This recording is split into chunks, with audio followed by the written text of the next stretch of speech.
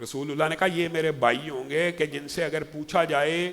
کہ تمہاری پوری جائیداد کے عوض صرف محمد الرسول اللہ صلی اللہ علیہ وسلم کے چہرے کا دیدار ملے گا تو یہ سب تیار ہو جائیں گے. آج ہم جتنی مرضی پستی کی بدعملی کی حالت میں ہیں، اللہ کی قسم میں یہ سمجھتا ہوں دل سے، چاہے کوئی اہل حدیث ہو، دیوبندی ہو، بریلوی ہو، جس کے دل میں رسول اللہ سے محبت ہے وہ اپنا پورا مال نچھاور کر دے گا رسول اللہ کے چہرے کو دیکھنے کے لیے.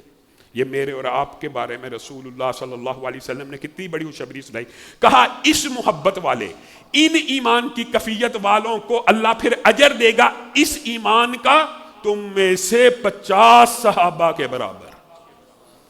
اس کا معاذ اللہ یہ مطلب نہیں ہے کہ صحابہ کے عمل سے آگے نکل جائیں گے، صرف ان کے ایمان بالغیب کی تعریف، توصیف اور ان کی نیکیوں کو بڑھانے کے حوالے سے. مفہوم یہ ہے کہ بندہ یہ نہ سوچے کہ حضرت بلال تو تحیۃ الوضو کے نفل پڑھا کرتے تھے، ان کے قدم عرش تک اٹھ گئے، ہماری نیکیاں اوپر نہیں جانی، ہماری بھی جانی ہے، ہماری بھی جانی ہے. اور صحابہ نے رسول اللہ سے یہ پوچھا تھا کہ 50 افراد ہم میں سے یا ان میں سے، تو رسول اللہ نے پھر وضاحت کی تھی بلکہ تم میں